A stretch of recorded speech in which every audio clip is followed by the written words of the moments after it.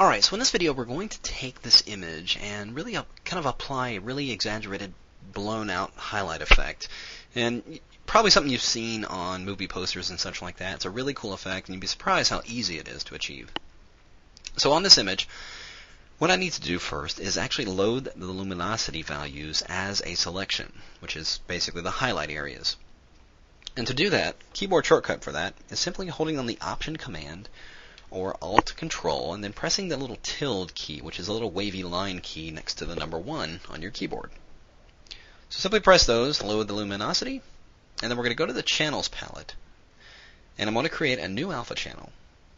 And then we're going to fill that active selection with white. White is set as my background color here, so I'm just going to press Command Delete, Control Backspace, and that will fill that area in. Now, I'm going to invert the selection.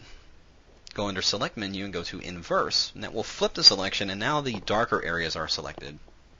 And with black as set as my foreground color, I'm just going to press Option Delete, Alt Backspace, fill that area in just once. Now, I'm going to go under Select again, and this time inverse the selection one more time. We're back selected on the highlighter areas. So now we're going to fill with white. We're going to do it a number of times. We're actually going to fill this selection with white 4 times. So I'm going to press Command Delete, 1, 2, 3, 4. There we have that. Now I'm just going to deselect. Press Command or Control D. Now, I have a lot of area in here that I'm not going to need for the effect I'm going to trying to achieve here. So I'm going to go over here and get my paintbrush. Make sure that I have white set as my foreground color. And I'm going to use my bracket keys to increase my brush size here a little bit.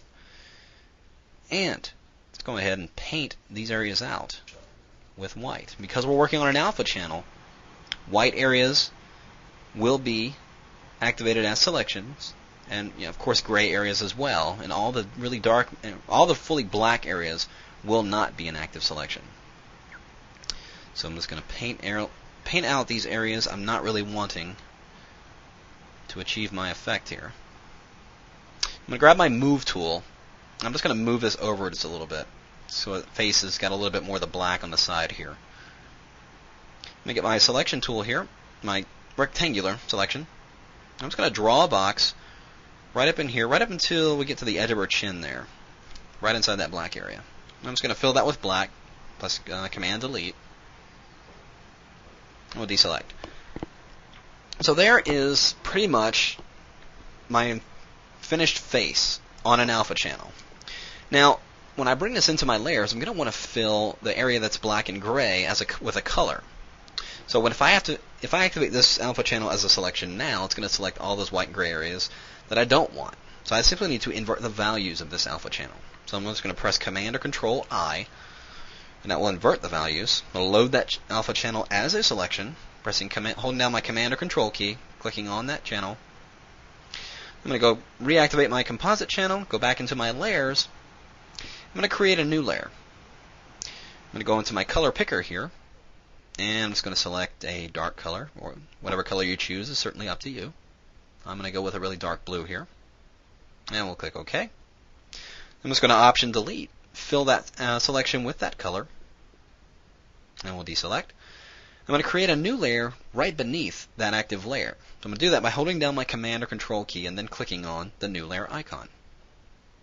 Then I'm going to fill this entire layer with white. Since white is set as my background, I'm just going to press Command Delete. There we have that.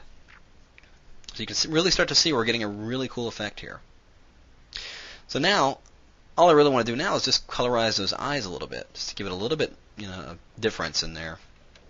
So I'm going to zoom in here just a little bit more. I'm going to create a new layer above this active blue fill. Create the layer there. Go over here into my color picker, and we're going to get kind of a green color.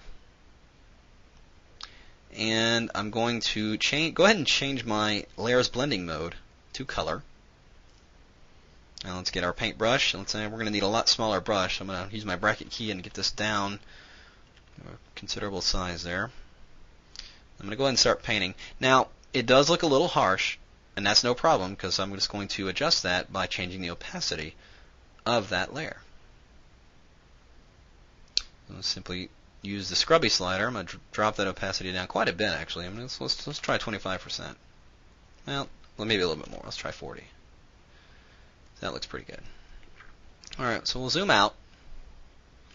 And that pretty much completes the effect. I told you it was easy. All you really have to do now is just drop some text in, which I've already set up here. And there you have a really cool, finished, really intriguing design. And it all started with that simple photograph and turned in to a really cool design. So, like I said, give it a try yourself. It'll certainly work on almost any photograph. So you're always going to get a different effect altogether, but see what you can come up with, and we'll see you again.